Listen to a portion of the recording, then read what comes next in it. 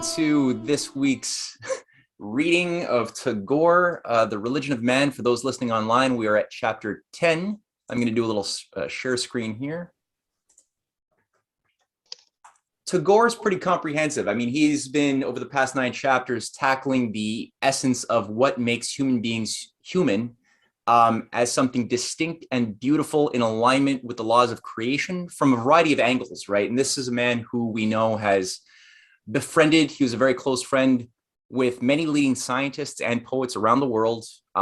With Albert Einstein, there's actually, we're going to read at some point a dialogue between him and Einstein on the nature of the mind as made in the image of a creative force in the universe, which is something that is both scientific and poetic at the same time. He is obviously working very hard to break people free of this plague of compartmentalization and the belief in the senses, as well as the belief in formal logic, traditions that destroy your creative flexibility and freedom. He's trying to really do this in a variety of very playful and very ironic ways, which is, I think, just, it's been a breath of fresh air. And anybody who wants to listen or either listen or read the text can click on the link within the description box, which is located on archive.org. That's the book, and we'll have all of the recordings available on our YouTube page. So I don't think I need to say anything more. Everything, he has a way about him where every single chapter, though it tackles the same topic in different angles, it ties things together pretty transparently, pretty quickly. So we'll just read through this. If people really feel a need to stop and pose a question or say something during the reading, that's okay. Otherwise, like usual, we'll just read the whole chapter, stop, discuss, and we'll probably, like usual, get through 2 chapters again today. So we just need somebody to read Man's Nature. Last time Jerry was at it. Who would like to take it on today? Yeah, okay, I'll go. So chapter 10, okay. Man's nature. From the time when man became truly conscious of his own self, he also became conscious of a mysterious spirit of unity, which found its manifestation through him in his society.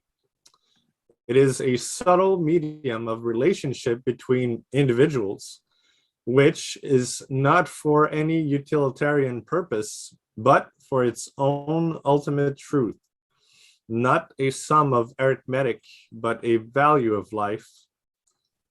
Somehow, man has felt that the comprehensive spirit of unity has a divine character which could claim the sacrifice of all that is individual in him, that in it dwells his highest meaning, transcending his limited self, representing his best freedom.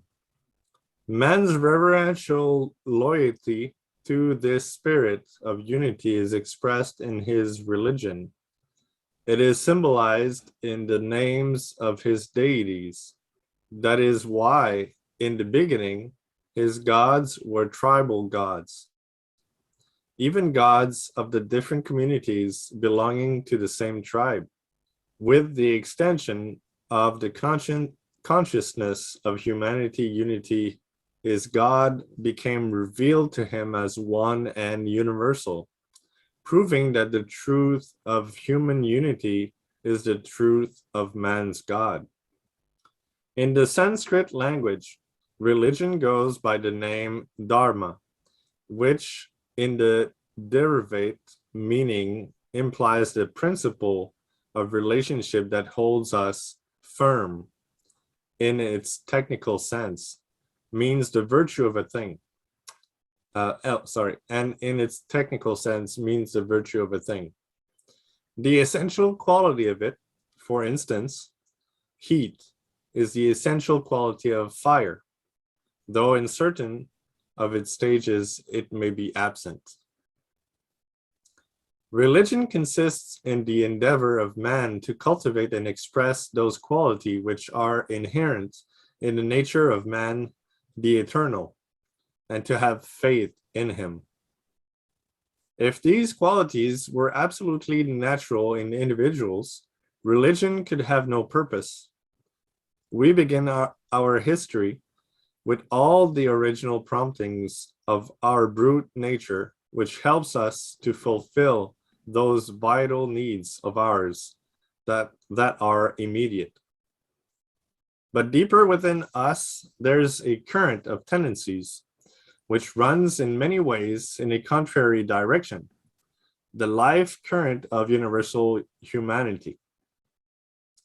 Religion has its function in reconciling the contradiction by subordinating the brute nature to what we consider as the truth of man. This is helped when our faith in the eternal man, whom we call by different names and imagine in different images, is made strong. The contradiction between the two natures in us is so great that men have willingly sacrificed their vital needs and courted death in order to express their dharma, which represents the truth of the supreme man. The vision of the supreme man is realized by our imagination, but not created by our mind. More real than individual man, he surpasses each of us in his permeating personality, which is transcendental. The procession of his ideas, following his great purpose, is ever moving across obstructive facts towards the perfected truth. We, the individuals, having our place in his composition, may or may not be in conscious harmony with his purpose, may even put obstacles in his path, bringing down our doom upon ourselves. But we gain our true religion when we consciously cooperate with him, finding our exceeding joy through suffering and sacrifice. For through our own love for him, we are made conscious of a great love that radiates from his being, who is Mahatma, the Supreme Spirit. The great Chinese sage Lao Tzu has said, "One who may die but will not perish has life everlasting." It means that he lives in the life of the immortal man. The urging for this life induces men to go through the struggle for a true survival. And it has been said in our scripture, through adharma, the negation of dharma, man prospers, gains what appears desirable, conquers enemies, but he perishes at the root. In this saying, it is suggested that there is a life which is truer for man than their physical life, which is transient. Our life gains what is called value in those of its aspects which represent eternal humanity in knowledge, in sympathy, in deeds, in character, and creative works. And from the beginning of our history, we are seeking, often at the cost of merely for success of life. But when this creative ideal, which is Dharma, gives place to some overmastering passion in a large body of man, civilization bursts out in an explosive flame, like a star that has lighted its own funeral pyre of boisterous brilliancy. When I was a child, I had the freedom to make my own toys out of trifles and create my own games from imagination. In my happiness, my playmates had their full share. In fact, the complete enjoyment of my games depended upon their taking part in them. One day, in this paradise of our childhood, entered the temptation from the market world of the adult. A toy brought from an English shop was given to one of our companions. It was perfect, It was big and wonderfully lifelike. He became proud of the toy and less mindful of the game. He kept that expensive thing carefully away from us, glorying in his exclusive possession of it, feeling himself superior to his playmates whose toys were cheap. I am sure if he could use the modern language of history, he would say that he was more civilized than ourselves to the extent of his owning that ridiculously perfect toy. One thing he failed to realize in his excitement, a fact which at the moment seemed to him insignificant, that this temptation obscured something a great deal more perfect than his toy. The revelation of the perfect child which ever dwells in the heart of man. In other words, the Dharma of the child. The toy merely expressed his wealth, but not himself, not the child's creative spirit, not the child's generous joy in his play, his identification of himself with others who were his compeers in his play world.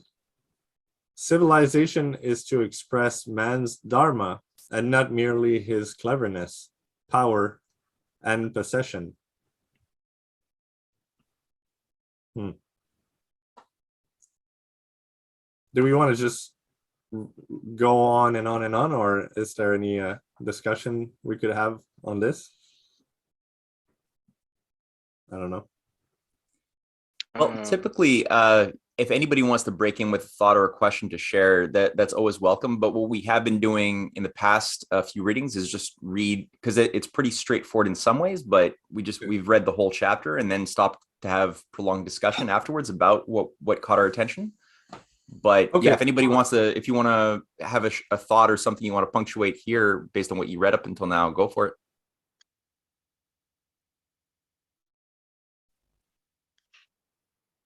Anybody? I just felt, yeah, that was it was pretty straightforward, and I could totally relate to what he's saying right now. Mm-hmm. Like, I remember having like these crazy toys when I was young, and just like, you know, you receive a new one and it's like the one you wanted for a long time, and then it breaks and you feel kind of, you know, it's like, it's so bad, but in the end, like, you were just better playing with just like cheap toys because you had more fun than just thinking about the fact that this toy was like so expensive or was so great, but now it's broken and it has no purpose whatsoever for you. I just to intrude, like, I had the same also to bring up, reminisce about like a moment in my childhood that really touches on exactly what he was saying. Like, I still remember one day, so once my father bought us this massive toy that was very, very hard to find. It was quite expensive, but one of my friends that came over to my place, we started playing and everything, and by the end I just gave him that toy, you know, not knowing what it was worth or anything. Just gave it out of, you mean, pure innocence. And towards the end, you mean, the adults would come in, they would be like, oh my, you mean, they would assess the situation and everything.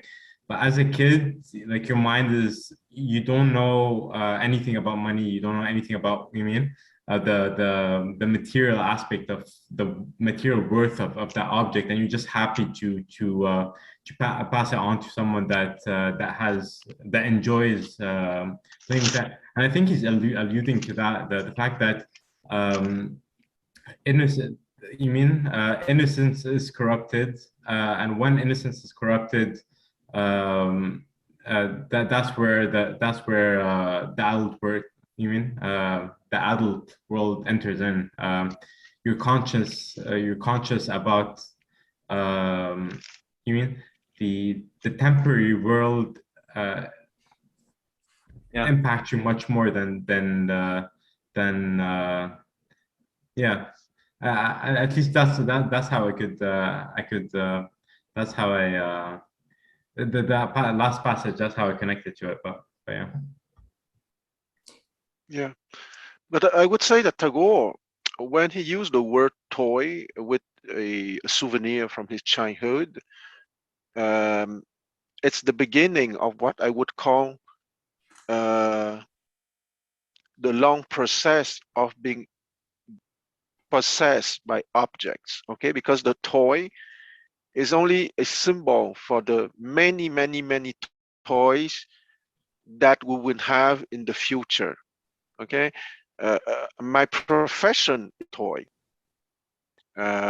My bank account is a toy. The fact that I identify myself to Chinese civilization is a big toy. It's probably the biggest toy that I have. So uh, the life of man is going from toy to toys till he return to absolute pure awareness, which is the start of his life. And I would say that as long as you are excited by a toy, for example, my identification with Chinese civilization, there's no need to force yourself away from that toy, but to play with that toy in a conscious manner, in the most conscious manner possible, because it's the only practical way to free yourself from that toy one day. Wow. And does he, by any chance, create a hierarchy between those toys? Like, for example, you mean if you take a comparison with you mean Plato's analogies that it's more like you start with the material object, but each material object has a different worth in a sense, and slowly you go from that thing which is has imitates reality very not in a very strong manner, but in a very weak form, and slowly you rise to higher levels through the material world, then through the immaterial world. Does he create this does he reveal such a nuance, Tagore, in his writings, or is it No, absent? oh no, I think he doesn't go into the details of the epistemological development, as you just said, using Plato's vocabulary. But you're absolutely right in the sense that his general speech is absolutely in that direction. Okay, the famous journey of the soul, or the epistemological development. Okay, the first toys that you remember as a child is the start of a very long journey. Okay, because it will go to money, to power, to prestige, to working for the greatness of a certain civilization. And even I would push as far as to say, from the absolute standpoint of pure awareness, even working for the greatness of all mankind maybe would be the ultimate toy. But you see that there are certain toys have more complexity than others. Okay, working for the greatness of a certain civilization, or working for the greatness of all mankind, is of course a high level toy compared to other toys, like your profession or being rich, for example.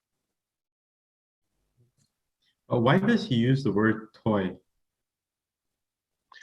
Because from the absolute standpoint of pure awareness, because Tagore is an absolute archetypical man, having the Eastern Indian education and the Western education. And he understood perfectly that but anyway, in terms of spirituality, East and West, there's no difference, okay? Because if you read Plato, the core of Plato is the same than the core of Confucius, or the core of Jesus, or the core of the Indian traditions. Okay, so all the sages of mankind understand that you have different level of toys, and typically in the life of a man, he will go through all those toys to return to the fountainhead of his being, pure awareness. Well, yeah, I would just say the just in the first few pages that we've read here, there's a lot of overlap with what Plato is expressing. And the thing that caught me is his idea of dharma, where he defines it as sort of the essence, the principle, the essence of something, right? And which is sort of what Plato's always getting at with this higher and lower state of reality. There's like two states of existence, the being and the becoming. The being is where the principle, the dharma is, right? That which is eternal, which is divine, and which organizes the creative yearning and change in the world of becoming, where there's always change and flux in that physical world. And you don't want to lose sight in your mind's eye of which is which, and the connection of the two, and which guides and which should guide and which should follow. So his idea of the supreme, the supreme man is very much that too, right? Which he was talking about as what was called Mahatma. Yeah, and forgive me. Let's not forget the very important thing that from which he started. That at first he was playing with his companions. Okay, so the toy has value in itself, of course, being an object or civilization or all mankind. But what is important that a certain toy will bring people together. Okay, and I would push, for example, tonight we are playing together with a toy called a book written by Tagore. So the function of a toy, the primary function of a toy, is to bring people together. Yeah. Which is the idea, I think, as well. Like he's using this as an example, a case study of like one example that I think we can all sort of identify with, where we lose our childhood innocence when we forget that there's a process of play, of sympathy that is primary. That's why toys exist. And sometimes we lose, like the case here of his friend. And I had friends like this too, or kids I knew, who all of a sudden got something that was just better than everybody else. And they started just prizing the toy over the game, which is why toys are. And you start getting envy in the kids, the other kids who are not, who want to play with this nicer thing, and a sense of superiority that inflames your ego in a bad way from that kid who has the privilege. And all of a sudden, it's just like a road to corruption, where you start getting anchored down in a false paradigm that really destroys that supreme child, that supreme ideal within you from being expressed, which is a creature of love, of sympathy, of giving. Like that's who we are when we're in that higher state. And that's, we lose that when we fall out of that childhood innocence. So yeah.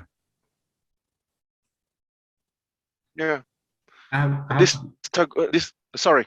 Yes, sir. Go ahead. I just have one small thing to share that I found very interesting, because if we were to compare it like with, I find this text to be closer to certain tenets of Christian thinking than Platonic thinking, because in Plato you always feel that this ideal world, or this world of the forms, is very much detached from the material world. Over here with Tagore, he says he doesn't say that this ideal world is a world of forms, but he mentions that it's a world of what's the word? What does he say? He says of the ideal man somewhere, right? Yeah. He mentions the word ideal man, and so so you're basically seeing that this world, this perfect world is nothing but the perfection of man itself, you see. So it makes it much more intimate, that the ideal itself is nothing but you, with no corruption. So I don't know, it might be the linguistics, but yeah, what do you guys think? Yeah. But in the epistemological travel, you will play with different toys.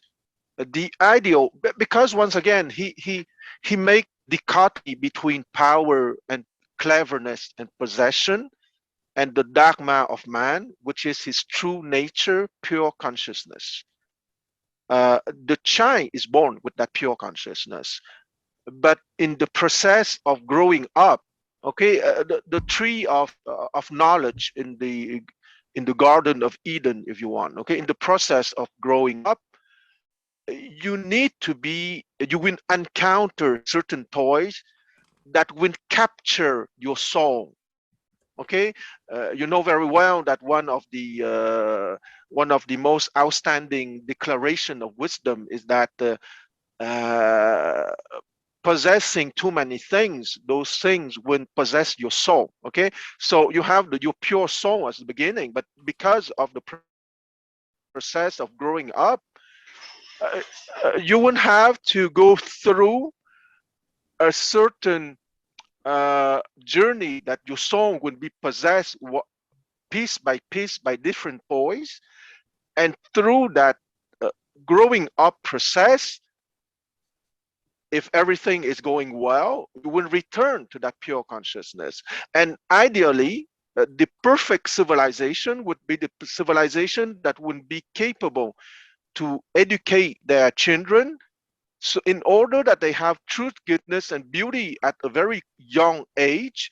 And from that very young age, they would be capable to deal with toys, but without being possessed. And that dialectics, that dance once again between dimension of cleverness, possession, and power, which is not wrong, but subordinate to the dimension of dharma, using the Indian vocabulary.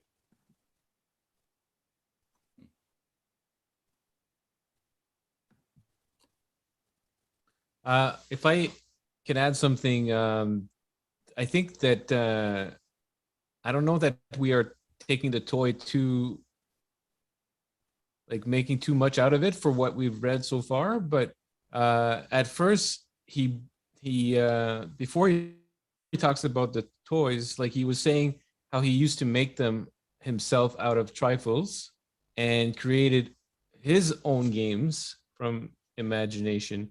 And then with those things he created, the people were able to take part.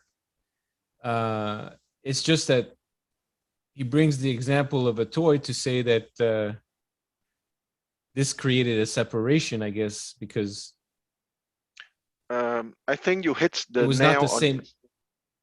It was go not ahead. the same kind of quality of participation because not everyone had one of those toys, and actually no one of them had made it or had created it. Absolutely. And that's what I wanted to say when I say that the civilization capable to educate well the children will precisely stress on the fact of truth, goodness, and beauty, which is the creative dimension.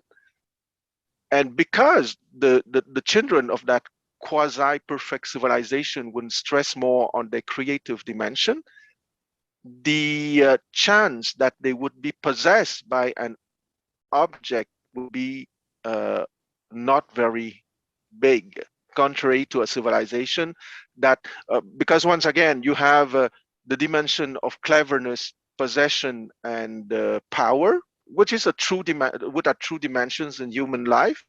And you have, if you have civilization stressing that side, the envy process, the oligarchical thinking, the fight for scarcity and so on, would be predominant, rather than a civilized would insist rather on truth, goodness, and beauty, or the creative dimension. And if you have that creative dimension on the top, the cleverness, the possession, and the power would still be there, but as tools and not something that would possess our soul. Mm-hmm.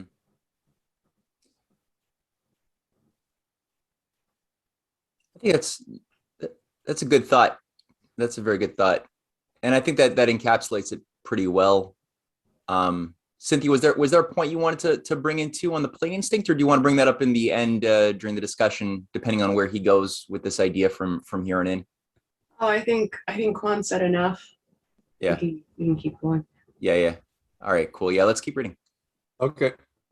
All right.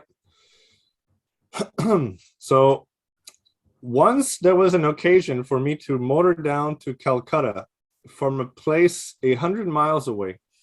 Something wrong with the mechanism made it necessary for us to have a repeated supply of water almost every half hour. At the first village where we were compelled to stop, we asked the help of a man to find water for us. It proved quite a task for him, but when we offered him his reward, poor though he was, he refused to accept it. In 15 other villages, the same thing happened. In a hot country where travelers constantly need water and where the water supply grows scanty in summer, the villagers consider it their duty to offer water to those who need it. They could easily make a business out of it, following the inexorable law of demand and supply. But the ideal, which they consider to be their dharma, has become one with their life. They do not claim any personal merit for possessing it. Lao Tzu, speaking about the man who is truly good, says, "He quickens but owns not. He acts but claims not. Merit he accomplishes but dwells not in it. Since he does not dwell in it, it will never leave him." That which is outside ourselves we can sell, but that which is one with our being we cannot sell. This complete assimilation of truth belongs to the paradise or of perfection. It lies beyond the purgatory of self-consciousness. To have reached it, it proves a long process of civilization. To be able to take a considerable amount of trouble in order to supply water to a passing stranger, and yet never to claim merit or reward for it, seems absurdly and negligibly simple compared with the capacity to produce an amazing number of things per minute. A millionaire tourist, ready to corner the food market and grow rich by driving the whole world to the brink of starvation, is sure to feel too superior to notice this simple thing while rushing through our villages at 60 miles an hour.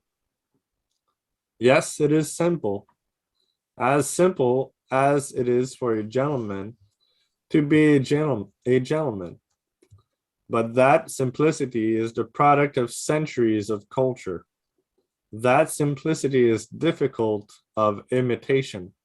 In a few years' time, it might be possible for me to learn how to make holes in thousands of needles simultaneously by turning a wheel. But to be absolutely simple in one's hospitality to one's enemy or to a stranger requires generations of training.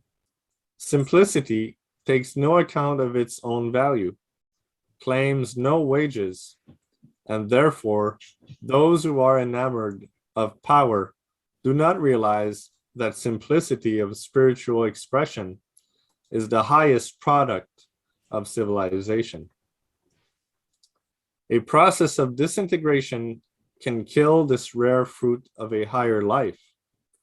As a whole race of birds possessing some rare beauty can be made extinct by the vulgar power of avarice, which has civilized weapons. This fact was clearly proved to me when I found that the only place where a price was expected for the water given to us was a suburb at Calcutta, where life was richer, the water supply easier and more abundant, and where progress flowed in numerous channels in all directions. It shows that a harmony of character which the people once had was lost. The harmony with the inner self, which is greater in its universality than the self that gives prominence to its personal needs. The latter loses its feeling of beauty and generosity in its calculation of profit. For there it represents exclusively itself and not the universal man. There is an utterance in the Atharva Veda wherein appears the question as to who it was that gave man his music. Birds repeat their single notes, or a very simple combination of them, but man builds his world of music and establishes ever new rhythmic relationship of notes. These reveal to him a universal mystery of creation, which cannot be described. They bring to him the inner rhythm that transmutes facts into truths. They give him pleasure, not merely for his sense of hearing, but for his deeper being, which gains satisfaction in the ideal of perfect unity. Somehow, man feels that truth finds its body in such perfection. And when he seeks for his own best revelation, he seeks a medium which has the harmonious unity, as has music. Our impulse to give expression to universal man produces arts and literature. They, in their cadence of lines, colors, movements, words, thoughts, express vastly more than what they appear to be on the surface. They open the windows of our mind to the eternal reality of man. They are the superfluity of wealth, of which we claim our common inheritance, whatever may be the country and time to which we belong, for they are inspired by the universal mind.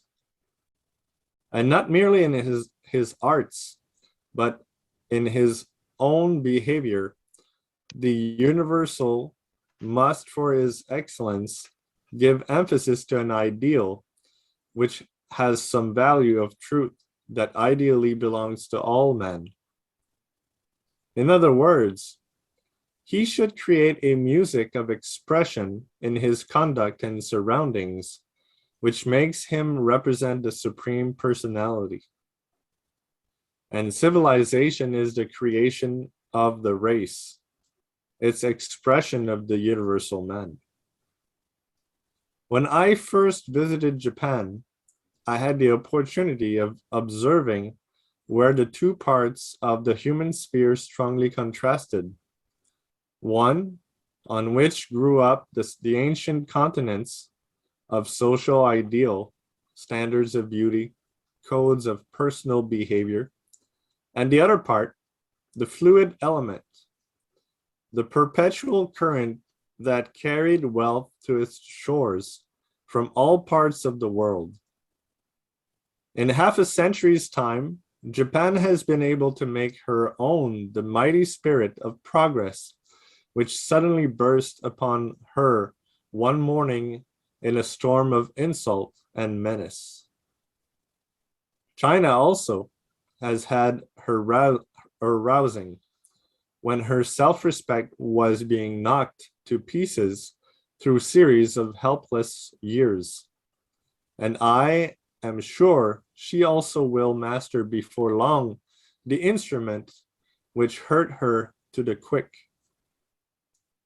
But the ideals that imparted life and body to Japanese civilization had been nourished in the reverent hopes of countless generations through ages, which were not primarily occupied in an incessant hunt for opportunities. They had those large tracts of leisure in them, which are necessary for the blossoming of life's beauty and the ripening of her wisdom. On the one hand, we can look upon the modern factories in Japan with their numerous mechanical organizations and engines of production and destruction of the latest type. On the other hand, against them, we may see some fragile vase, some small piece of silk, some architecture of sublime simplicity, some perfect lyric of bodily movement. We may also notice the Japanese expression of courtesy daily extracting from them a considerable amount of time and trouble. All these have come not from any accurate knowledge of things, but from an intense consciousness of the value of reality, which takes time for its fullness. What Japan reveals in her skillful manipulation of telegraphic wires and railway lines, of machines for manufacturing things and for killing man, is more or less similar to what we see in other countries which have similar opportunity for training.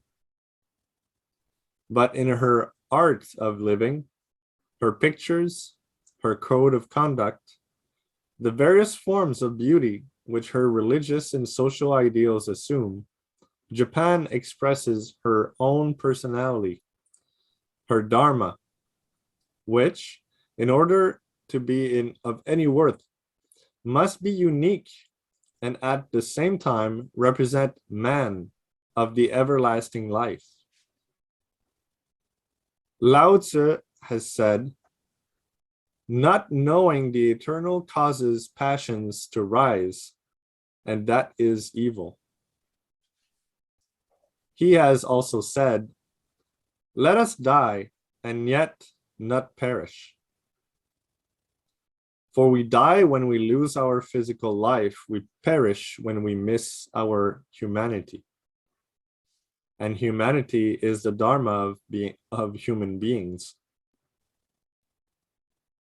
What is evident in this world is the endless procession of moving things. But what is to be realized is the supreme human truth by which the human world is permeated. We must never forget today that a mere movement is not valuable in itself, that it may be a sign of a dangerous form of inertia. We must be reminded that a great upheaval of spirit, a universal realization of true dignity of man, once caused by Buddha's teachings in India, started a movement for centuries which produced illumination of literature, art, science, and numerous efforts of public beneficence. This was a movement whose motive force was not some additional accession of knowledge or power or urging of some overwhelming passion. It was an inspiration for freedom, the freedom which enables us to realize Dharma, the truth of eternal men. Lao Tzu, in one of his utterances, has said, "Those who have virtue, Dharma, attend to their obligations. Those who have no virtue attend to their claims." Progress, which is not related to an inner dharma, but to an attraction, which is external, seeks to satisfy our endless claims. But civilization, which is an ideal, gives us the abundant power to renounce, which is the power that realizes the infinite and inspires creation. This great Chinese sage has said, "To increase life is called a blessing." For the increase of life realizes the eternal life and yet does not transcend the limits of life's unity. The mountain pine grows tall and great. Its every inch maintains the rhythm of an inner balance, and therefore Even in its seeming extravagance, it has the reticent grace of self-control. The, the tree and its productions belong to the same vital system of cadence. The timber, the flowers, leaves, and fruits are on one are one with the tree. Their exuberance is not a melody of exaggeration, but a blessing. All right. That was chapter 10.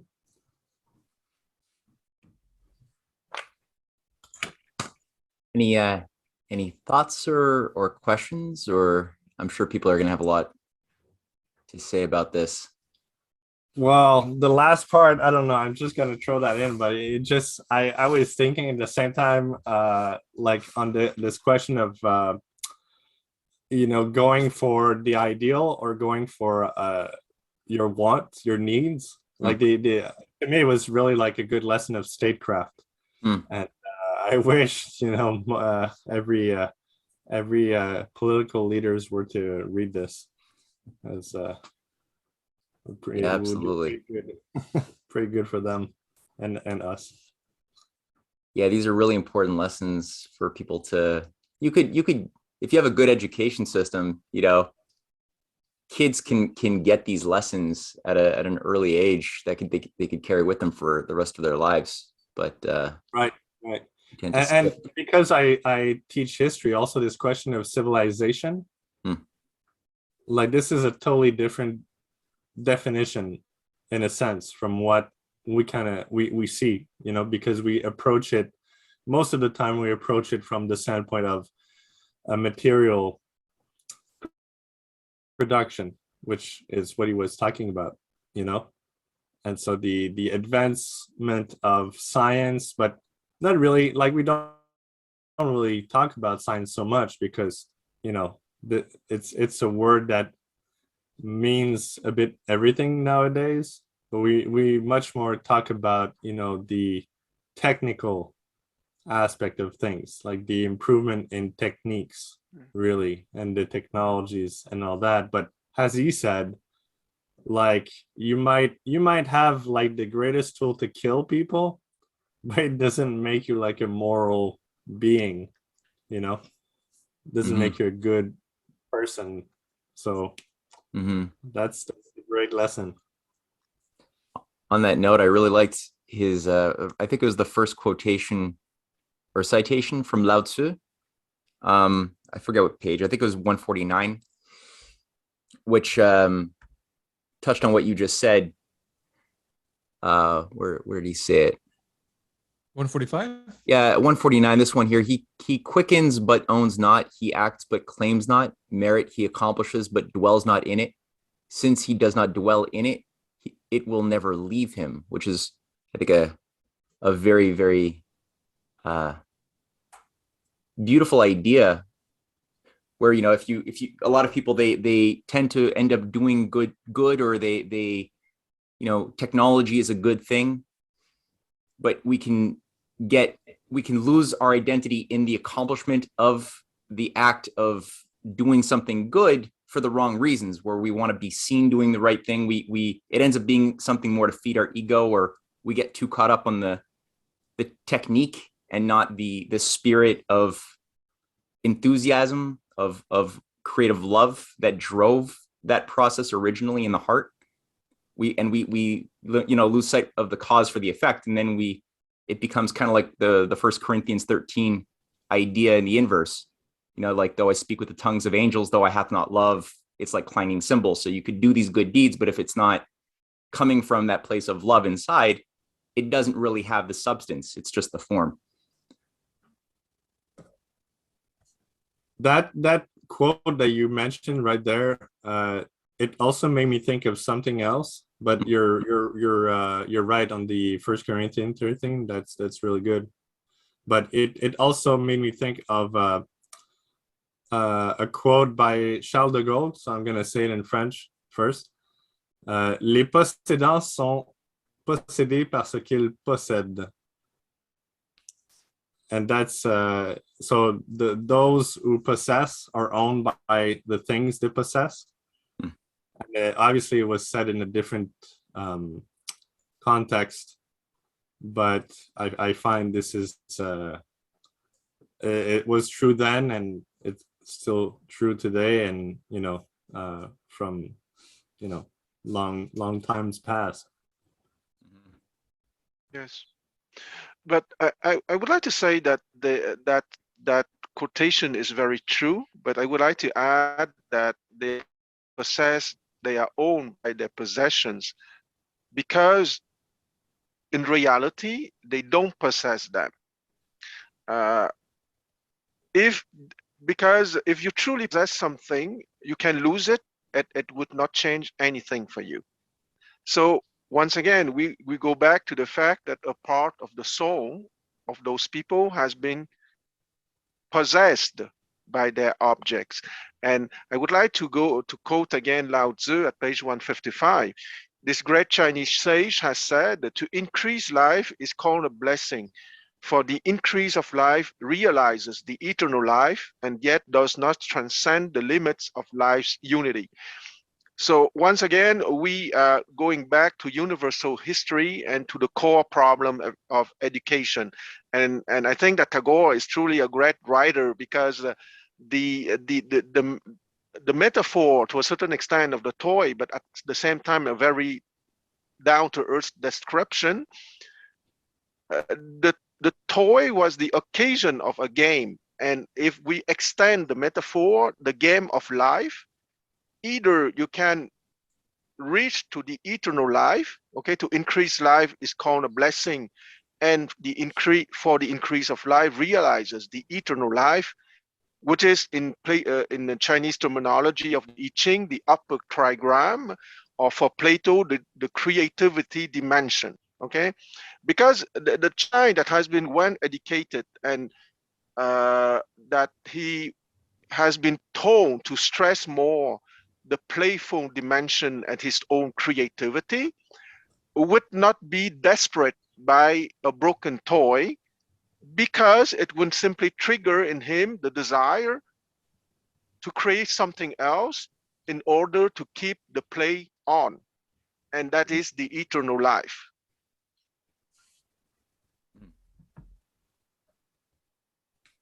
Right. Which is where Lao Tzu reemphasized the "let us die but not perish" idea.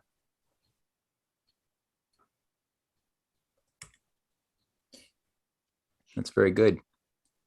And so that was, and with that kind, oh, sorry, go on. I was just highlighting the title of that chapter was Man's Nature. Yeah. No, it's important. Yes, It's important to and reemphasize that, because that is the governing theme that we often lose, like the unity that bounds the multiplicity in the ideas that he's unfolding. There, he's very careful about the relation of the two. And I think the way he started with also on the issue of religion, the deities, he began with that too. I don't think that was a coincidence, and the origination of the creation of our gods and our stories, that he chose that as the foundation for this idea to be developed and the way it did. Yeah. And do you guys remember that he qualified the plutocratic man maybe 5 chapters ago as the savage? The savage that would adorn his body with all kind of objects, of toys, precisely, thinking that having those trinkets on him would present himself to the world as an image of divine power. Okay, so the savage in his naivete is also on the epistemological journey. And precisely the nature of man is to dwell in the upper trigram, or to dwell in dialecticon playful exploration. It's not a coincidence that dialecticon means playful exploration, because we are still in the field of toys and games. But playful exploration here is the nature of man, because that is the sources of the toys. Yeah. And because when I said that those who are owned by their own possessions, it's because they don't really own them. Okay, because if they truly own their possessions, they truly understand that they can create a new possessions in case the old one are broken or lost or etc. So it's there that is the nature of man, to be in the playful exploration and the theoria, the contemplation, or to be in eternal life. Cynthia, that on that note, your thought, your association of Schiller's play instinct is very, very good. Yeah, I don't have enough to say on it though, to add to it.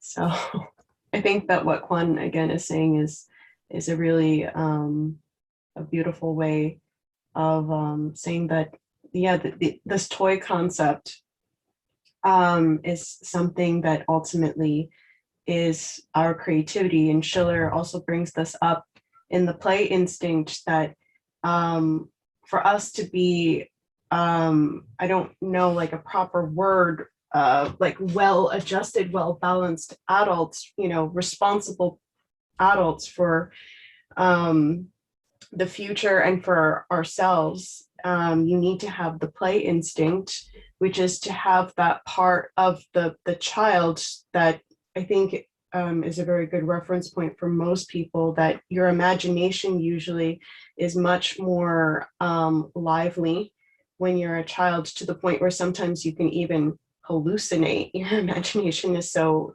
great, but it also has this more of a natural hunger to create, even if it's just in your imaginations that you're creating. And that's very clearly something that is being attacked in Western society anyway today, is the capability to use your imagination, let alone to form, you know, a self-dialogue with oneself. That's why a lot of people, I think, don't feel comfortable being alone, because they don't have a dialogue with themselves. They're not at peace with who they are. So Schiller just brings that up, that to be truly creative and to be located in the good, because Schiller's all about not having a Kantian approach to becoming good, but that the good, as Confucius says, you know, like I think the final stage, that you do the divine works, but you do it freely and without complaint. And that was also Schiller's study of how do we get people on that route where it's actually a joy to become a better, more responsible, moral person. And that actually makes me think quickly too. I was reading just an intro to a Pushkin book that I was reading, and it had a quote from someone, I don't remember their name, but they were making the point that I thought was very striking, that in fiction, the villain oftentimes is very alluring. It's like romanticized. And it always seems more interesting. A lot of actors today too, right? They'll say that the villain just is a more interesting role to play. The good person is normally very two-dimensional, boring, dry. And what this person was saying was that in real life, it's the opposite. In real life, the villain is actually quite boring and dry, and the good is actually very interesting and engaging. And the person was saying the trick is to then, when we write fiction, to have a little bit of the real, to have that balance of the real.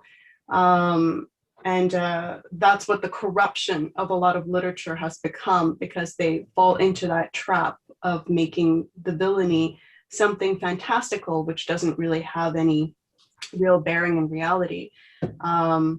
So that was a bit of a rant, because I didn't really have an idea of what I was going to say. Matt just put me on the spot. But anyway, those are some random thoughts. No, on the contrary, Cynthia, I think that it's something quite central, because it's the reversal of the upper and the lower trigram. Okay, in the natural order of things, the upper trigram is is in the upper part and the lower trigram is the lower part. And in that perversion of literature and fiction, they just flip it out. Mhm. Mhm.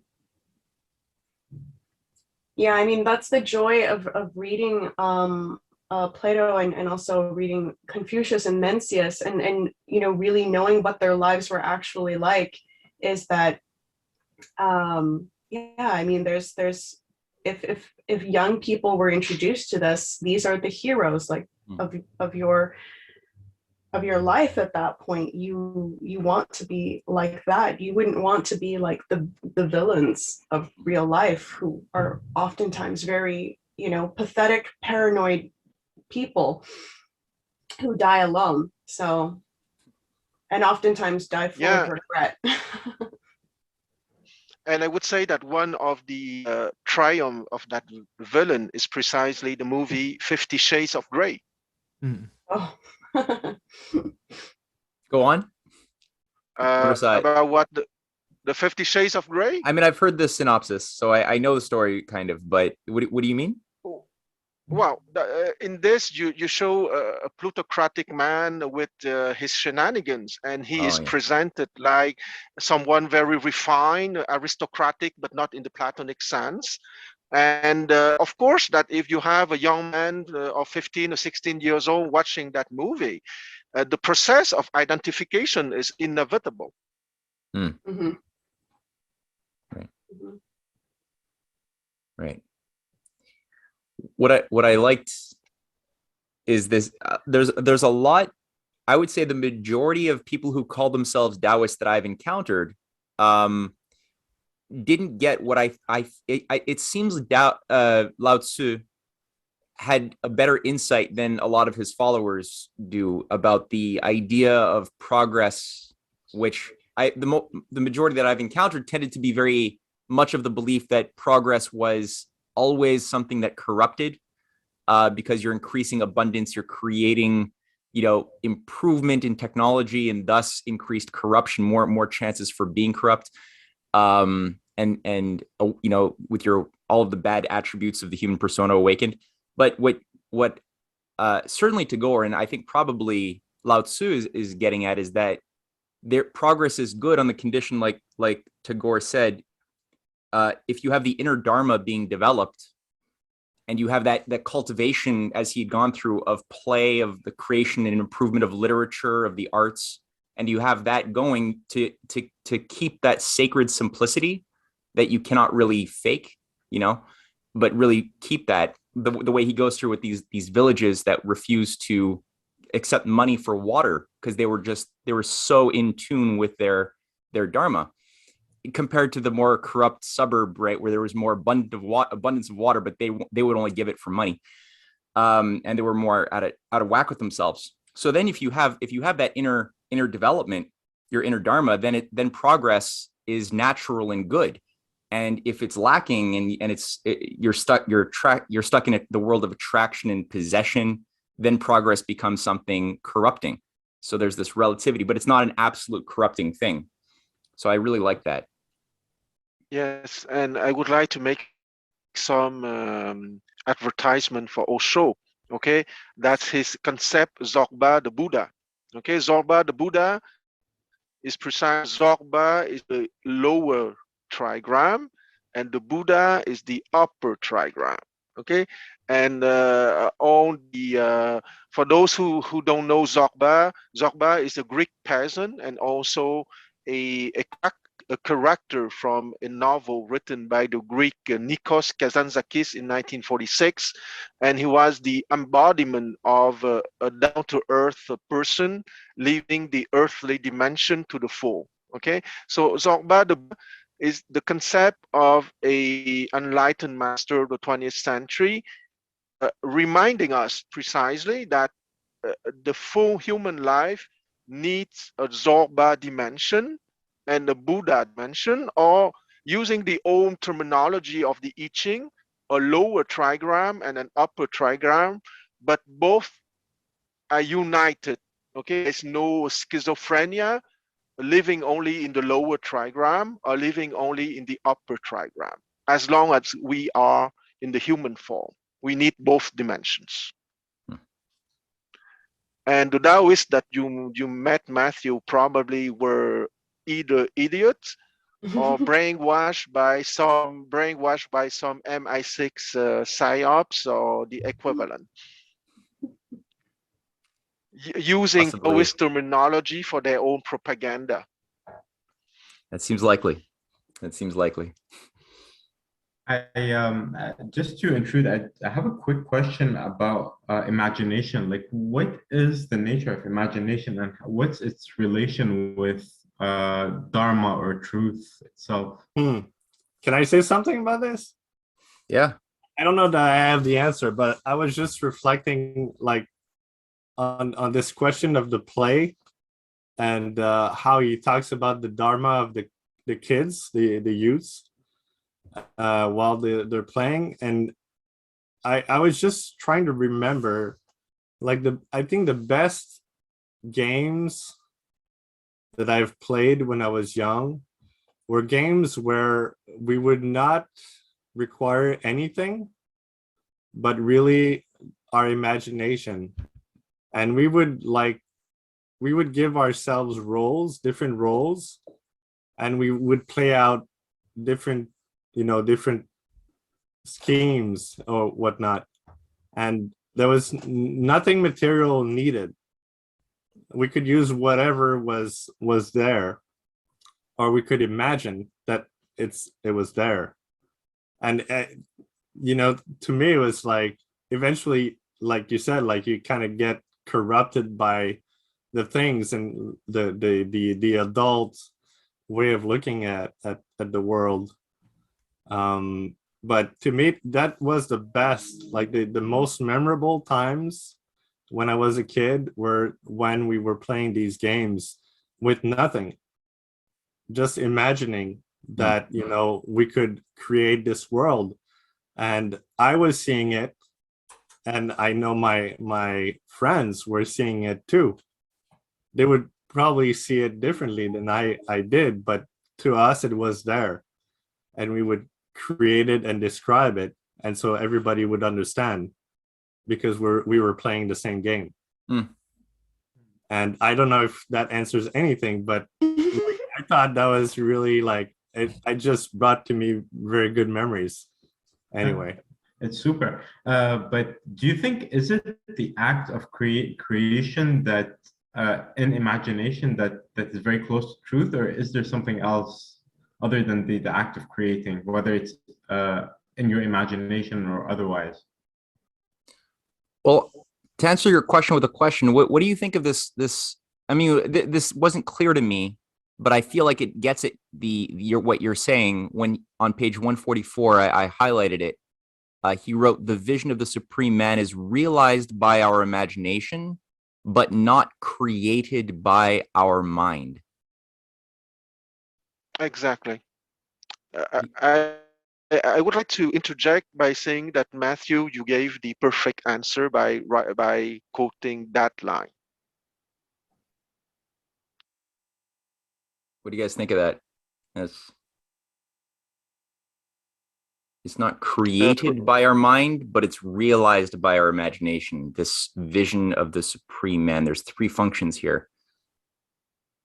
Yes. Imagination is at the fourth line, okay, the psyche, meaning that imagination is the synthesis of the shadows of the phenomenal reality, but at the same time, it's not pure creativity. So it's precisely the human condition. Okay, the human condition is truly in the imagination, because if I may remind, you have the sense perception, the intellect, and after that, you have the psyche. Okay, I was mistaken. It was not the fourth line. It was the third line of the lower trigram, and it's very characteristic of the human condition because it's a synthesis of sense perception and intellect, but at the same time, it has a little bit of the world of the forms of pure mathematics, Dianoa, and of dialecticon. Okay, that is the upper reality of pure forms. So imagination is at the carrefour, at the nexus of the lower trigram and the upper trigram, which represent perfectly the human condition. At the limit, you can say that it's in the space between the two, in the dividing line.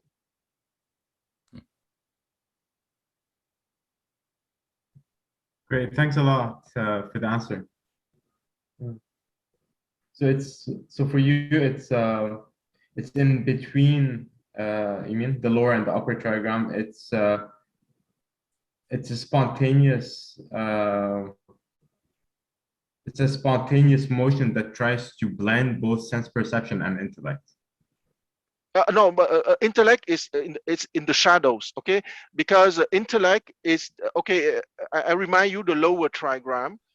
You have the sense perceptions, which is shadow 1. After that, you have the intellect, which is shadows 2, and after that, you have psyche, which is the heart, mind, or the heart. And in that heart, you have the function of imagination, because imagination would make a synthesis between the two kind of shadows, the sense perceptions and the intellect, and what is higher, which is the eternal forms that you got from dialecticon, if I use Plato's terminology. Because I would like to introduce two words which are very important in the Indian philosophy. Okay, you have the word Anubhava, Anubhava. Anubhava means direct experiencing, okay? Not direct experience, direct experiencing, meaning that the man who has developed his soul to a high enough degree to be in contact with the world of forms. And he wouldn't be capable to receive those eternal forms that are existing for always in the everlasting reality, because he went on the epistemological journey. And the second word is apa uruseya. Apa uruseya means that it has been granted by the Lord, if you want me to use religious terminology, or simply been granted graciously. Okay, if you don't want by the Lord as religious terminology, meaning that the true process of creativity is not a spinning or a combination of the sense perception and of the intellect, because those are simply the phenomenal reality given to us because we have human body and a human brain. Okay, but the process of creativity will come from higher, that in religious language they wouldn't call the Lord, but you can call it otherwise if you don't like the name the Lord. And it's in your journey of the soul, in your epistemological development, you wouldn't make yourself capable to be available to the dimension of the Lord and the dimension of the pure forms. And it's by receiving that higher energy that you will be capable to use the shadows to create something in between, that the process is called imagination, and the product human creations, if you want. You have a great way of explaining things, Juan. Oh, I am simply the servant of Confucius, Plato, and etc. Can I take on the question from a different perspective? Yeah, of course. Thank you. So I got this inspiration from what Cynthia just shared. And she shared about the importance have the role model in your life, right? If you don't have the right role model in your life, you don't know you cannot imagine what kind of original nature we could own and we could have or we could rediscover. So first of all, I would like to share a poem with you. And there are only a very short poem, and it goes like this. It says, I have a bright pearl inside of me, but it has been long covered by dust and hardship. Once I wipe and clean it, it can shine upon thousands of rivers and mountains. So that bright pearl inside of us refers to the nature of man. I think here Tagore refers to the original nature of man. So we have the original nature, and which has not been polluted, which has the divine DNA, which was like a cell phone. When it's first produced, its function is 100%, nothing polluted, no virus, nothing yet. So that's the original nature with the original function. But then going on through lives after lives, right? So that nature will get polluted. That's why we also have an acquired nature or acquired habits. So we're talking about two different type of nature here. That's why we always say that this human world is a polluting pot, right? It can pollute our original nature. So we're talking about acquired nature, that when we go through this material world. So for me, when I reread this sentence and thinking about what Cynthia just shared, for me that imagination becomes quite simple. It could be image. If you could see clearly the image or the manifestation of the pure image of someone, of a pure nature, and then you can realize that vision of the supreme man. So it's like a mirror. If your mirror is clean enough, everything comes in front of the mirror can be best reflected in the mirror without any distortion. But in order to see that, we need to have the image. But where can we get the image? Through the lives of the sages could be one of the most, I think, important ways for us to have an idea of what kind of image, of an original nature. So it's something that can be realized by seeing or experiencing or witnessing the image. So for me, that's imagination. Absolutely. And sometimes it helps, not sometimes, I think it always helps infinitely more if you see somebody living in grace and dignity versus somebody who's lecturing you on why grace and dignity are so great and why you should be that way. It's obviously going to be more impactful on you to just sort of see somebody like walking the walk versus lecturing at you.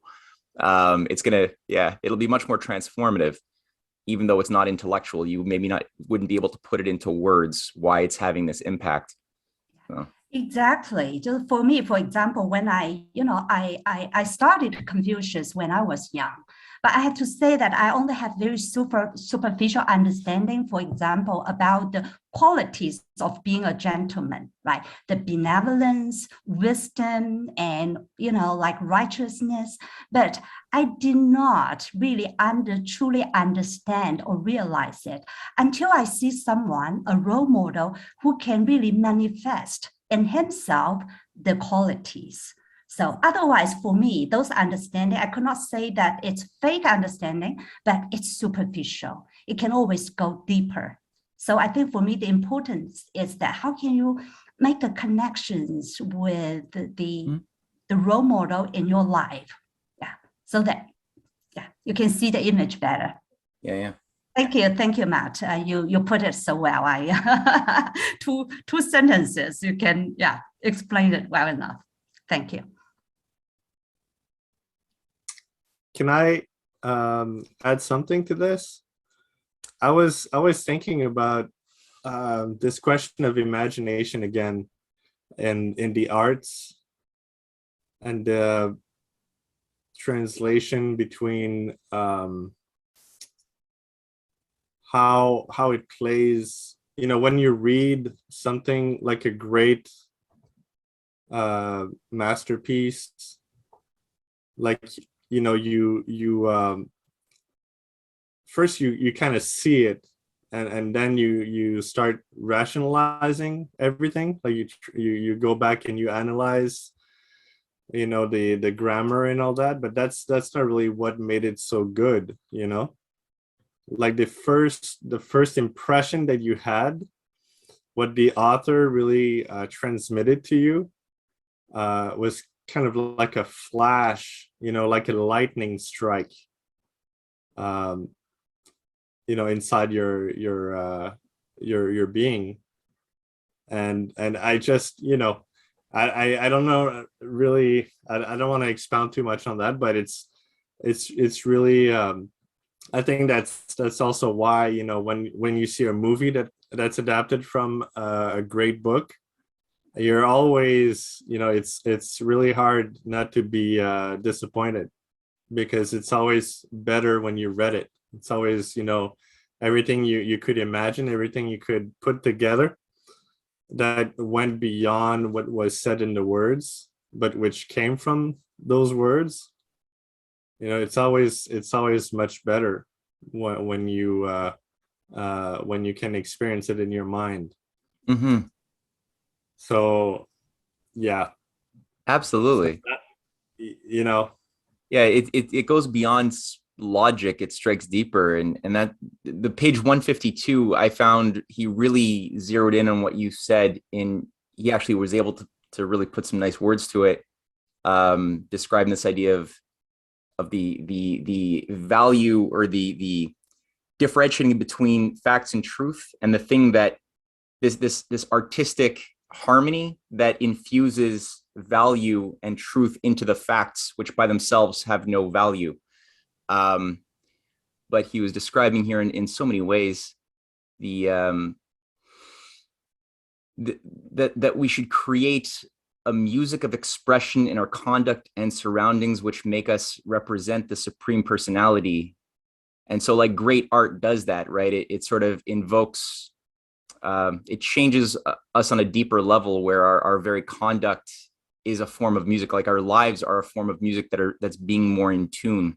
It's being made more in tune by having experienced great literature, great art, which makes us then harmonize ourselves with our surroundings, right? In a way that the Supreme Personality is better expressing itself. Which, like he was saying, like, that's the role of imagination, is to better express it's the way that the Supreme Personality, this ideal that Schiller gets at, I think it's very similar to the Schillerian ideal, that we all have this harmonized ideal within us that we can always think about, and with our imagination, you know, our imagination is the realm where the arts exist, and we can sort of help manifest that, where it's realized by, but it's not created by our mind. It's not like it's a creation that our mind just made up. It's already there.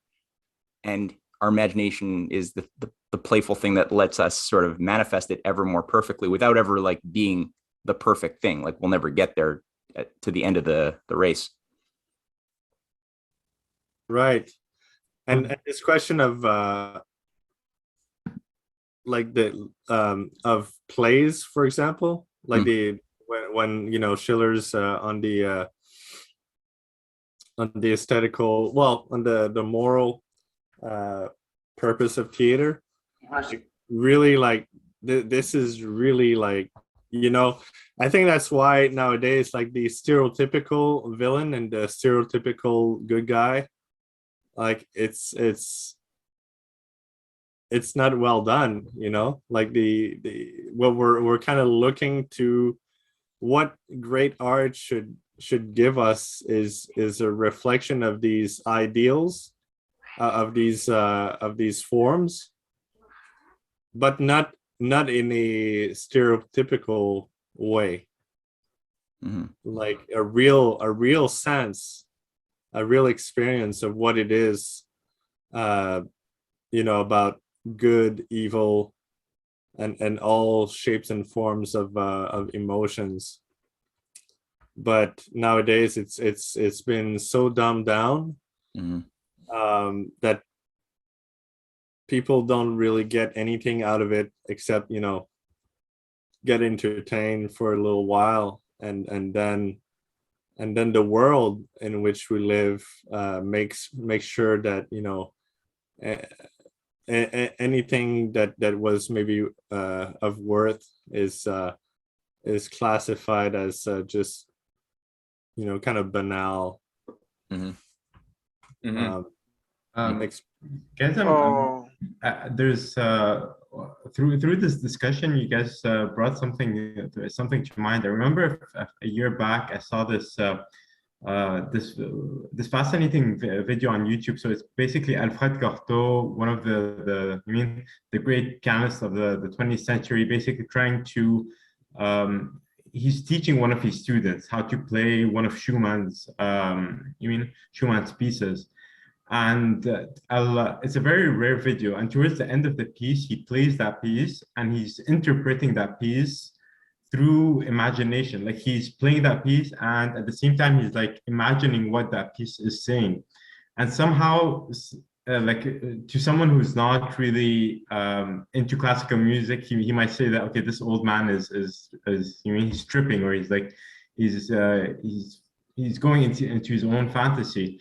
But you could just see to what degree he's letting that music carry his imagination away. I found that video super interesting, and it might somehow relate to our discussion of imagination.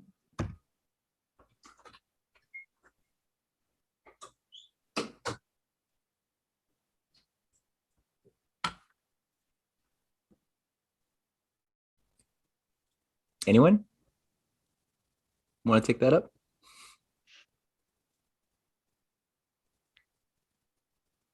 what the video?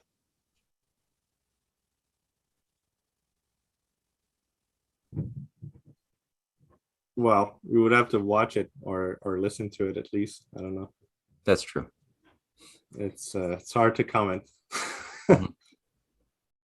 But it's true that music has also this Tagore was talking, he was mentioning it too, this question of the music and how I was thinking, how did Beethoven think about it? Because I remember reading his will, his testament, from Heiligenstadt. And I think that's exactly what he's saying in there, because he knows he's becoming deaf, and but he has a purpose, and he knows that he has a very a unique talent of composing great music, and he's gonna do it to to the end, even though he cannot hear his music, hear like we hear it. But it was still something that he would be able to compose and create without the sensual element to it. That's a good question. Is that in the domain of imagination then, that his compositions were occurring after he lost hearing? It was all in his mind, right, where he was composing his Ninth Symphony and everything. It wasn't something he could never hear those pieces sensually. So I guess that would be the example of like a very well-honed, well-educated imagination. That's not just because a lot of people's imaginations are very unbounded by learning, right? It's totally just fanciful, floating from ephemeral thought to ephemeral fancy, kind of like a dream almost, or a free association, but very much not governed by any experience in real knowledge or having worked on something as well, right? So there's a severing. Whereas in the Beethoven example, you seem to have something which is more imaginative, more playful, but also more rigorous. So it's free and rigorous, like Beethoven said, described of his art. I guess that's where you get the higher instincts, right? Like great artists, they tend to be able to be very playful.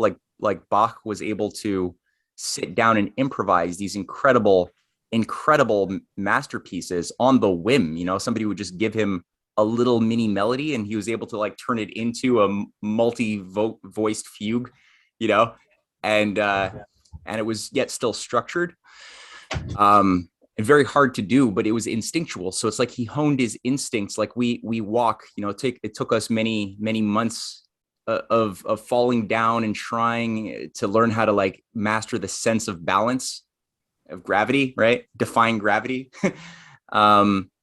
And it's like you can extend that to other, whether painting, where you could just play like Rembrandt does and just compose these incredible chiaroscuro works, very much just to express your idea as a, you know, and it's still almost a piece of great art unto itself compared to a lot of the stuff that's celebrated as good art out there today, which is crap.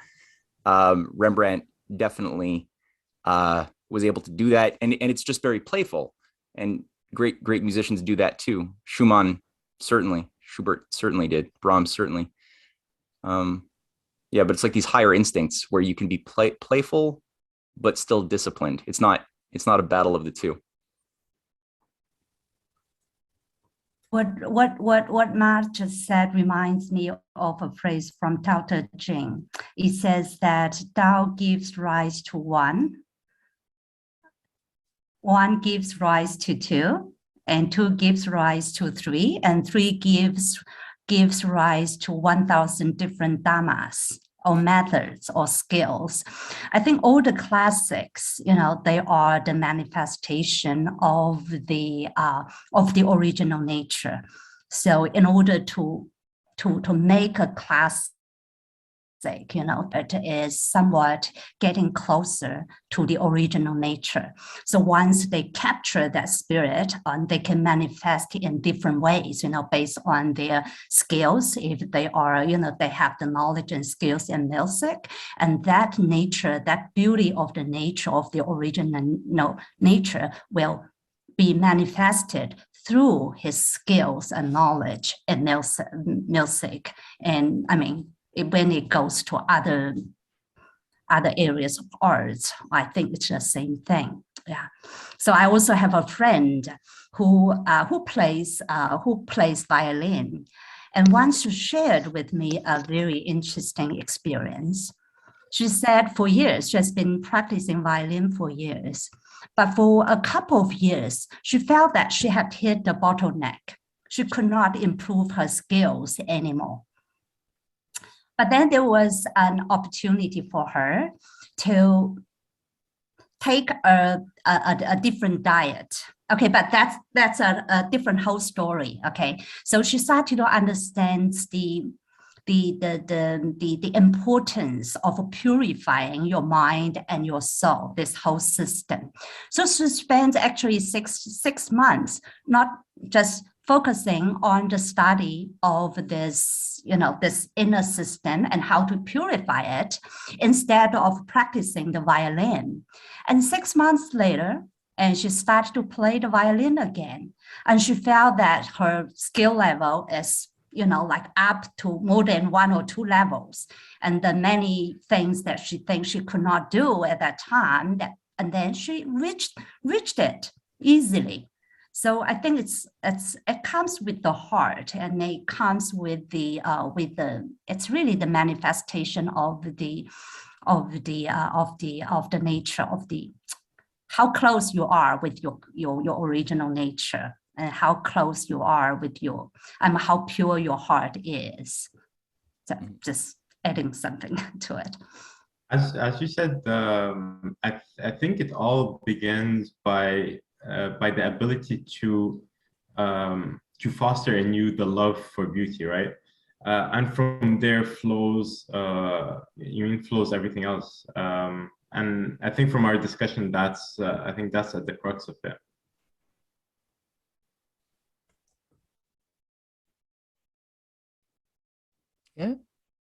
Yeah, I think so. I noticed, Brian, that you sent the 2-minute video that you were referencing by in the chat. Yeah, that's right. I could play it. I don't think we're going to read another chapter tonight, so yeah, let's put some sound on the bones of what you were talking about. Do you want me to share the video? No, I got it.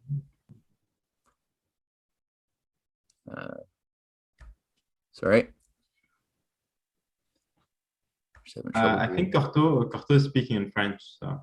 Oh, he's speaking French? Well, oh. Okay, I don't know if people watching online are going to necessarily follow this then, but. And oh, wait. The end, so. I don't think I could, I didn't share the sound. So just remind people while, so what is the point for those who don't know French?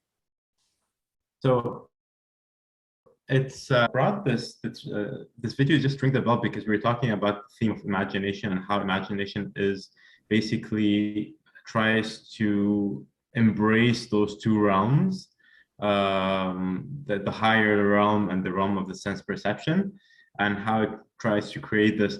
And through this video, I think what Corto does, and especially towards the end of the video, is that he lets his imagination just completely go and lets his imagination go into the music. So he's just imagining what that music is trying to say, and he's vocalizing it, talking about this it. This is a piece of Schumann. You said that is yeah. being performed. Okay, yeah. All right. I'm all right. Let's hear it. Le dernier morceau, le poète parle. C'est là le titre que Schumann a lui-même ajouté à cette page immortelle, devrait être transposé sur un plan de rêverie plus intime, n'est-ce pas? Pas seulement la belle sonorité, la détente expressive de la phrase, mais un sentiment plus rêveur. La vérité est qu'il faut rêver ce dernier morceau, pas le jouer. Voulez-vous me permettre de prendre votre place?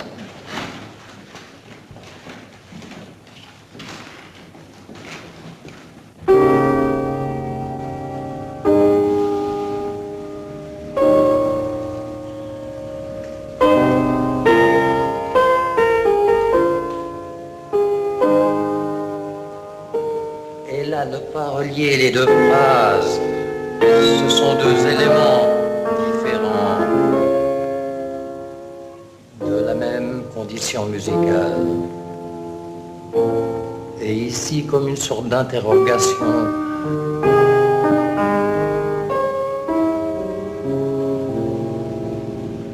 Et à nouveau une autre, tendrement, interroger l'avenir.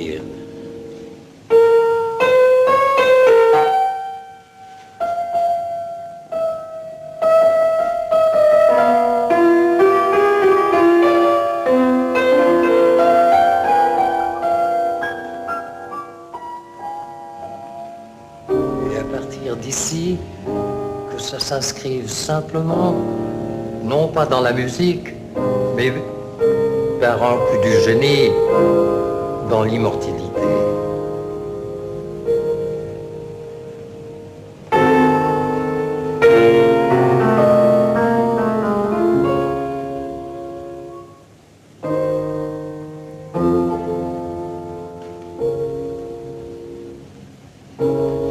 Laisser s'évanouir les sonorités qui doivent disparaître, s'éteindre, et vous laisser simplement en présence d'un rêve qui se poursuit.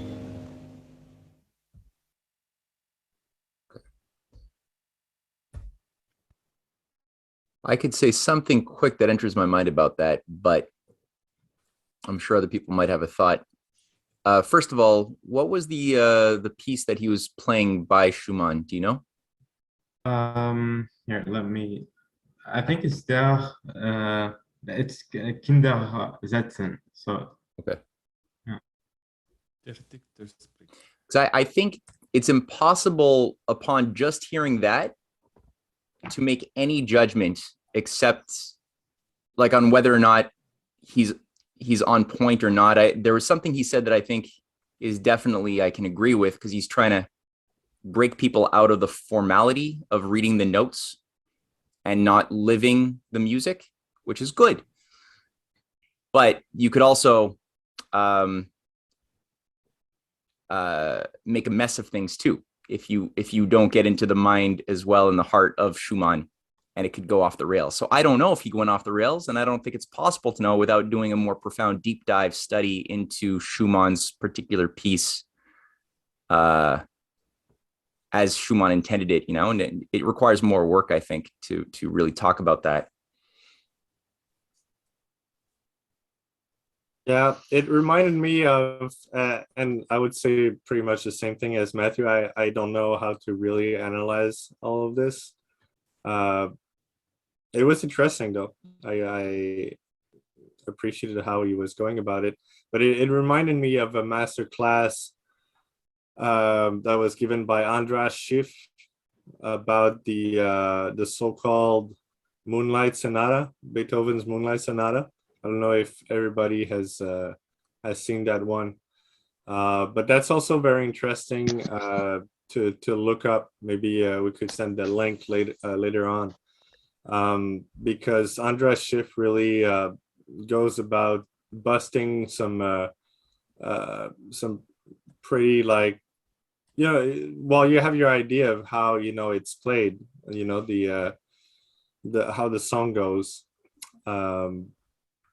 Well, And he obviously proved his point. you have to put it in context of, it's not just like one, it's own thing. It's part of a greater thing, but most people don't play it at the right tempo.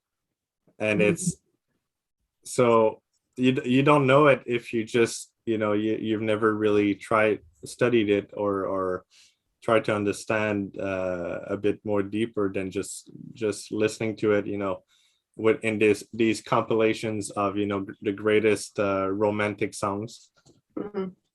Yeah, no, Andras Schiff was making the point that he actually proved his case, because normally, with what you're saying, it's like, oh, it's a matter of taste. It's Right. like however you think it should best be played. But Schiff made the point that it was clearly in reference to a Mozart opera. I believe there's a section, and that's why he came up with the conclusion that it was more of a funeral piece than this lovey-dovey romantic piece that everyone was playing it in a very dreamy way. And I've seen too, I think Schiff was maybe with someone and they have friendly conversation with another pianist, where the pianist is like, I just like to add pedal to everything because I think everything sounds better with pedal. and so it just becomes a little bit too just you just want it to sound pretty, when sometimes it's supposed to sound not pretty for a reason. But yeah, Schiff did a very good job in actually proving that Beethoven's reference was actually more along the lines of a funeral. Yeah, and it was written like, like the tempo, it wasn't just like there were different notes that Beethoven left, and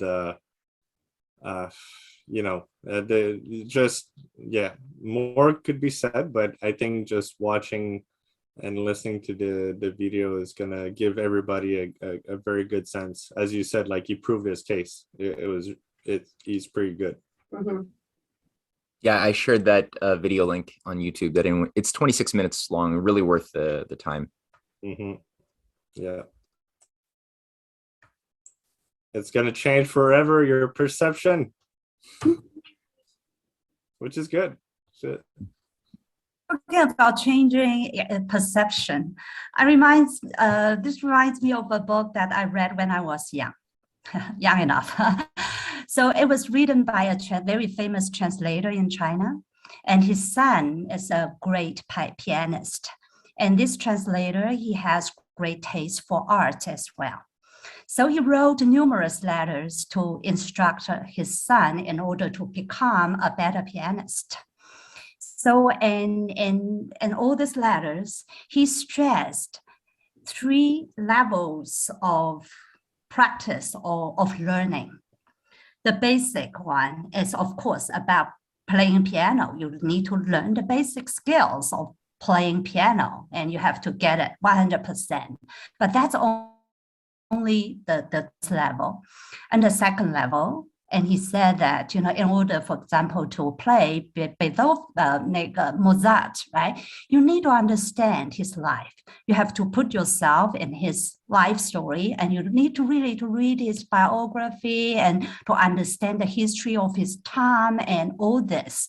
So that's the second level of learning. And the third level, and he suggests his son to learn to read the ancient classics like Confucius, like Mencius. So when I read his letters at college, I really do not understand what's the relationship of reading a Confucian, Analects or Mencius or Tao Te Ching with playing of piano. So, but now today, like reading Tagore's The Man's Nature, I can clearly see the connection because classics is about the manifestation of the man's nature, the original nature. So if you don't really, understand what human nature is, if you don't cultivate that beauty in you, no matter how skillful you are as a pianist, but still you are far away from reaching the essence of being a great pianist. That's a very good point, and that made me think of the Isaac Stern documentary, very famous Mao to Mozart. And there's he's working closely with the conductor of this big performance that they're going to be doing, and they're just having a discussion with like maybe 2 other people, and the conductor is explaining what the meaning of this Mozart piece is for him. And Isaac Stern is a very, very good violinist, and he most certainly understands certain aspects of Mozart that I'm sure the conductor hadn't understood at that point. But the conductor was like, well, Mozart was a revolutionary. And Isaac Stern's like, no, you're thinking about this all wrong. And like the conductor was explaining how like, yeah, Mozart's a revolutionary. And so he's like the perfect person for us to be playing right now because we totally get what he's getting at. Like, yeah, we're on board. And Isaac Stern's like, no, that Mozart was not that. And it was like so funny because it was like, yes, Mozart was that. You don't understand Mozart, even though he plays Mozart so beautifully. Yeah. Well, that was the interesting thing, right? Like, because he was talking about how the Chinese were too stiff when he went to China in 1980 or 79. He was like, they're so stiff. They're so into formalism. They don't know how to freely express their emotions. And he might have been kind of right. But he was too much. He went to the other extreme in some ways, and was because he was like, they're all about trying to find utilitarian reasons for music, to like rally the proletariat or something. It's like, huh? Yeah, he's like, it's like it does both. Not, yes, like music. He was not looking at music as being political. Yeah, and also it is also emotional. It's both. Yeah, it has utility and it's beautiful and free. But that's why the artists are attacked under a fascist system. I just would add quickly. Yeah. But here, I think that we can bring on the notion of what is called subjective art and objective art. Many musicians nowadays convey the idea of subjective art, which is to express your own sentimentality and so on, rather than to be at the service of the piece composed by a certain person. And precisely, and it reflects a little bit that subjectivity era, if you want, in the sense that the classical culture, the centrality of the teaching of the classical culture is that, of course, you have your personal life and your personal rights, but you are in a bigger universe, and that bigger universe has its laws, and you need to go into a journey of epistemological development, a soul journey, to know the laws of this universe in order to have the greatest life possible. And on a different level, the artist that would be at the service of the composer, which will precisely try to enter into the universe of that composer, either his biography, his ideals, what happened to him, his style, etc., rather than superimpose your own subjectivity over the composed page of that creator.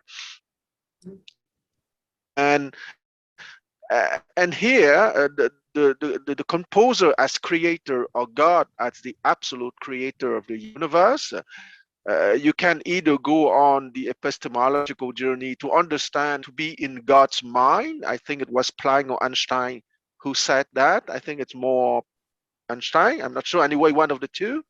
And to try to be in God's mind is precisely that epistemological journey. Not because you are a prisoner of that universe, but because you understand the roles of that universe that will bring you to that to that harmony, personal and collective, if you want. Yeah. And what I liked of the video suggested by Brian is that the title, well, it's from Scenes from Childhood by Schumann, but that specific piece is called The Poet Speaks. Okay, and the poet is the creator, and the way that Cocteau explained it is that it illustrates very interestingly the intellect speaking, but bringing it to the level of the psyche, of the imagination. Okay, because the poet speaks from the height of the upper trigram, using the language of music, that Cocteau used the intellect by words to explain how to be in that upper trigram, and how to, he say, et à la fin de sentir une présence comme si un rêve vous hante encore, and you are left simply in the presence of a dream which haunts you still.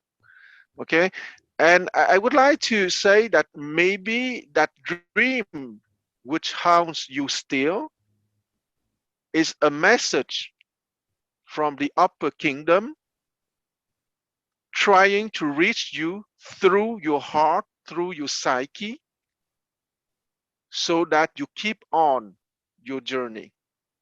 Because the title, let's not forget, is The Poet Speaks. Okay, and that poet, when it's a capital P, I don't want to be accused of blasphemy, but you can almost substitute poet, God for poet in that piece.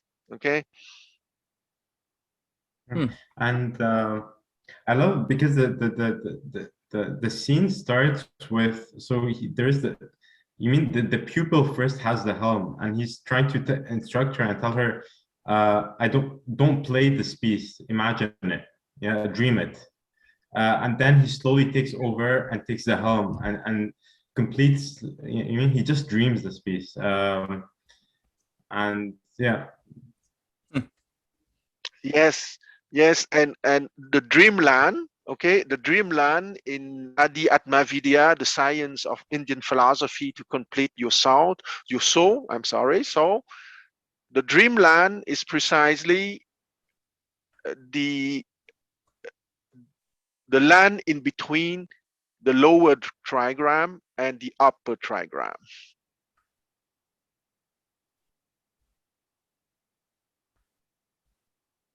In terms of intensity of consciousness energy. Because the eternal man, when Lao Tzu was speaking of the eternal life, because we all know that our body will die one day and will be destroyed. Okay, once again, he said, you die, but you will not perish. And to go to the eternal life, you need to go through the dreamland, through imagination. And Matt, we discuss very often in this group how precisely not to be stuck in the lower floor of Dianoa, okay, because that epistemological station, you have a lower floor, which is mathematical form, Dianoia, and there you can be stuck there for very long if you don't precisely go to the upper floor, the dreamland of poetry, of music, of literature, of painting, etc.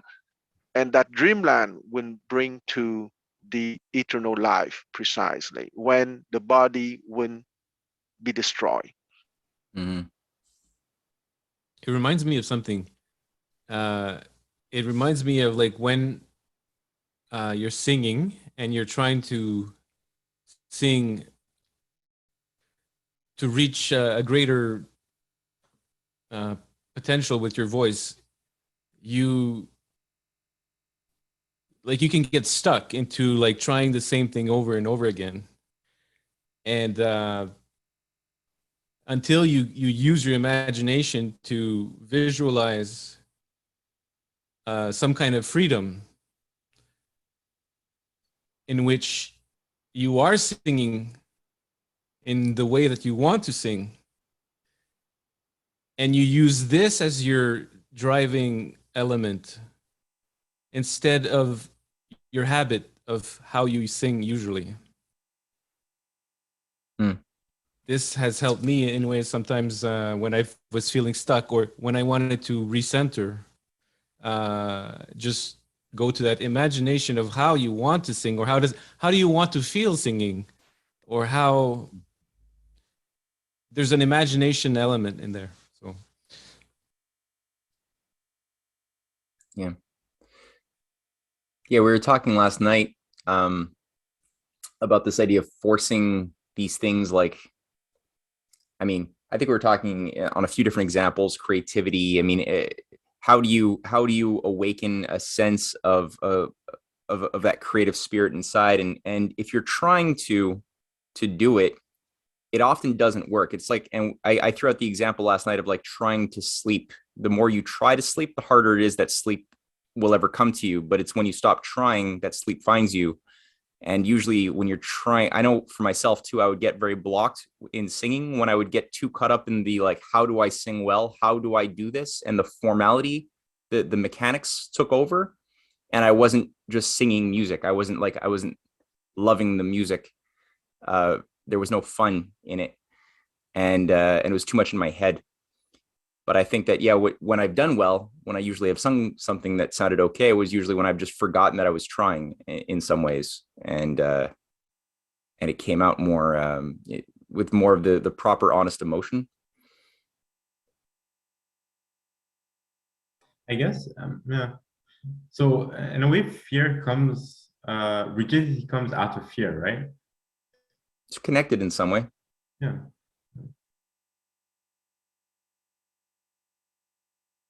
I know drawing too, it was something that I always got, when you do the thumbnail sketch, you can do a life drawing, and oftentimes my thumbnail sketches were very free when you're drawing the model and you only have like 2 minutes to draw the essentials of the model. They would come out very much, it was very much a dynamic motion, even though the person was obviously not moving. But then when I would try to like go and render it and do the shading and spend the extra hours to really bring it out, it would look stiff. And it was always a bit of a balance. You could always get a good painter when you could see that they've both rendered it, but it still has that motion, that livingness to it.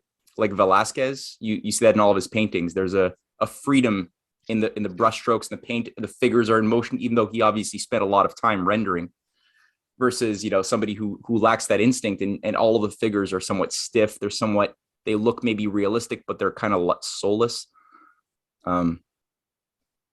So yeah, it's again striking that little balance, because somebody could even sing well, but it lacks that soul.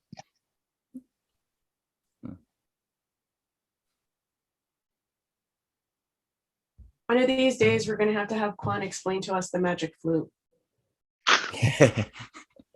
Because I think part of the reason why we can't understand that is because we're still working on that dreamland concept and whatnot, and it confuses us greatly, or at least Matt and myself. Yeah. Well, you might be surprised, but to understand the magic flute, if you know Egyptian mythology, you will understand the magic flute very easily. Oh. Okay. Okay. Go on. Because I know Matt, just to provoke you a little bit, I already spoke about tarot in the past, and I said that the tarot is a spiritual legacy of ancient Egypt, and the magic flute, beyond space and time, is also a spiritual legacy of ancient Egypt. But when we speak of spiritual legacy, it's always the eternal life and the eternal truth that is clothed in different costumes. And one of those costumes is the tarot, or in operatic form, Magic Flute by Mozart. That's very interesting. Yeah.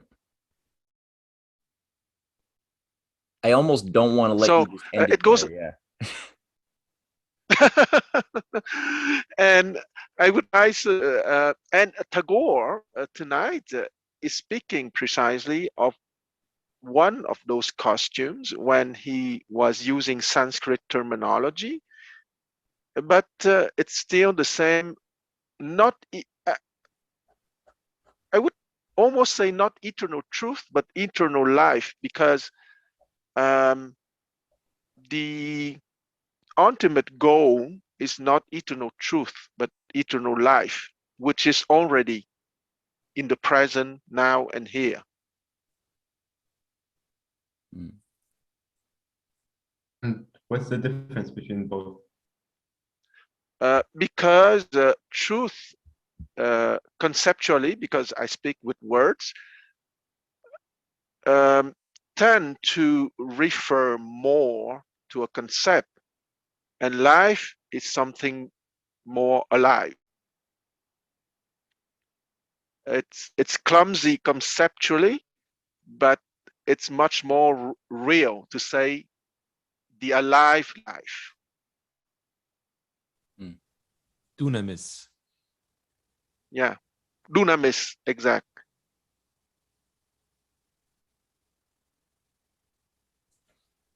I think that's a pretty good bookend without an end for tonight. Yeah, I think that'll give us some good soul food to chew on for the coming days until we reach chapter 11 next week of Tagore. So I'll end here by just saying thank you, everybody, once again for joining us on this voyage through Tagore's soul and through a lot more. And thank you, Quan, and thank you, everyone. Right. Ciao. Thank you. Take care. See you, everybody. Happy New Year. Oh yeah, happy birthday, Cynthia. Happy Yeah, birthday. happy birthday. Happy Happy birthday. Oh, Okay, all right. She hears you. Happy birthday. Thank you. Okay. That's tomorrow, technically, but good job. Okay. Bye, guys. Okay. Bye. And Happy New Year, guys. Oh, yeah. Happy New Year. Bye.